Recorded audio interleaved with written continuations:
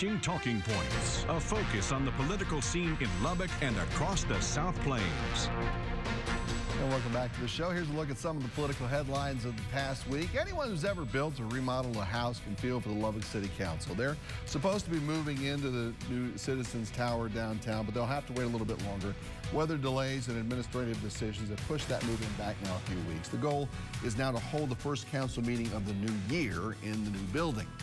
Hey, it's also a governmental appointment season. The governor is sending Texas Tech Associate Vice President of Innovation and Entrepreneurship to a board with an even longer title. She'll work with the state's Product Development and Small Business Incubator Board. Congratulations, Kimberly Graham. She better buy an extra wide resume paper, though, if she ever wants to include all of that on there. And Amherst Mayor Clinton Sawyer was asked, and he said yes to becoming part of the Commission on State Emergency Communications. He's also the president-elect of the Texas Association of Regional Councils and sells a little insurance with Texas Farm Bureau, too. And here's something you may not think about a lot, but with a big election year coming up, one group says improvements to election security are still needed. A survey by the League of Women Voters of Texas finds that only 20% of Texas county election websites are following the best security practices and are providing good information to voters. Places like Lubbock and Lamb counties are doing fine, but counties like Hale, Castro, Crosby can't grade higher than a 20 on their scale.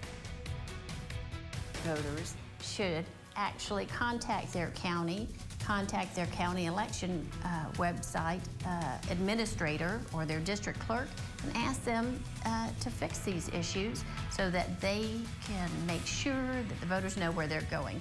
The other thing that voters can do is to go right now to your website, know what it looks like, understand what resources are there so that they can not make a mistake at the last minute. If you go to that website the day of the election, it's going to be a little bit more difficult to figure out if you're actually on the right spot. A new law requires that all counties undergo an election security assessment like that one. A lot of conservatives thought that Lieutenant Governor Dan Patrick was surprisingly silent during the last legislative session, but I wouldn't look for that to continue. A recent health scare seems to have re-energized him with a renewed sense of personal and political priorities heading into what will be a busy 2020 election cycle. And our Wes Rappaport caught up with him for 5 good minutes.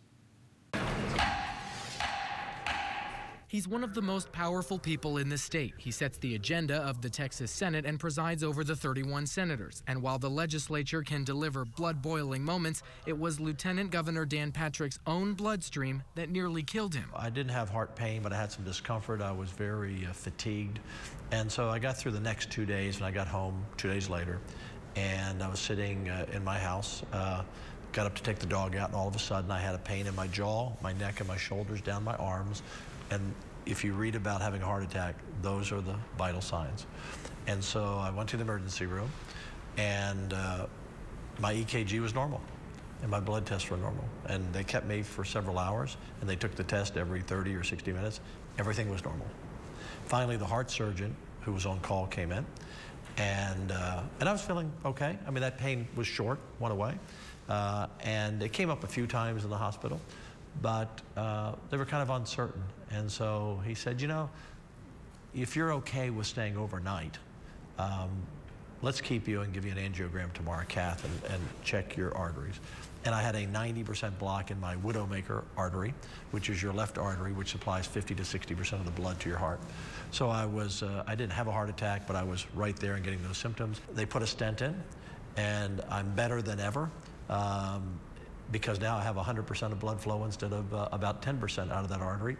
And so I feel great, and I'll live a normal life. And so I've become a little bit of an evangelist on this. And that's one of the reasons we have this charge in our interim charge to study this. So you've asked the Health and Human Services Commission to look into this a little bit. Yes. And the charge specifically is focusing on costs associated with heart disease, and both short-term and long-term, you know, of costs stemming from heart disease and strokes and these health programs, healthcare programs in Texas. What do you hope comes out of those meetings and the reports that follow? So what I hope comes out of this is awareness and a plan from the doctors across this state and the hospitals of how we can address this issue. Because again, they're just not going to do an angiogram unless you have, you know, a specific reason to do it. The whole purpose of interim hearings is to gather information. So we'll see what recommendations are made and what the cost would be involved. But you know, it's interesting because when I was a senator and lieutenant governor, we've had issues. For example, we had high school students, a few in the state of Texas, who had a heart attack in the summer practices, and we now have protected the medical profession to do EKGs and some schools are doing that. And I said we need legislation on that because some were hesitant to do it because they may be sued after the fact.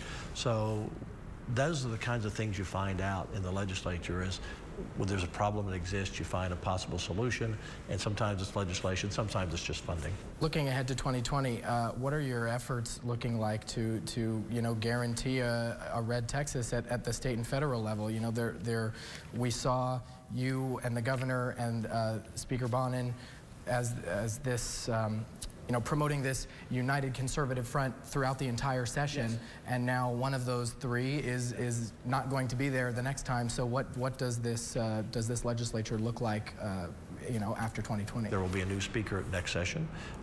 Since the current speaker said he will not be running, he's not going to run for office again. And so we'll work with the new speaker, and the governor and I have a close relationship, and whomever they select, we'll work with them. Now, my goal is to be sure that's a Republican speaker, not a Democrat, because if there were to be a takeover of the House by the Democrats, we could find ourselves in the gridlock that Washington is in, and I don't want to see that happen. I'm honored the president asked me to chair his campaign again in Texas, as I did 2 years or 4 years ago, and he's going to win Texas. John Cornyn's going to win, but we do have a fight for those House seats, and so I believe we're going to keep the House. I think we might even pick up a few seats. Some of the 12 the Democrats won, I don't think they can hold. And so I think we'll be fine. And I look forward to the next session. We had more cooperation between the House and Senate than we ever had under the former Speaker. The things that we accomplished, the governor and I tried to do, and the former Speaker blocked most of them. So we were able to get that done, and we'll work with the new speaker. As Patrick reflects on his health scare, he's hoping it can help others. Look, I'm a person who always felt extremely healthy. I've had a few broken bones along the way, but I've been extremely healthy, and I feel great. And I felt good before until those couple of days. I had no idea that was going on. And so for me, I feel like it's a new lease on life. God's given me extra years and days with my grandkids, and I'm going to make them count.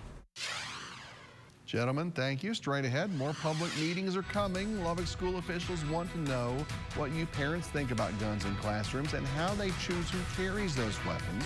We'll talk about it next on Talking Points. Plains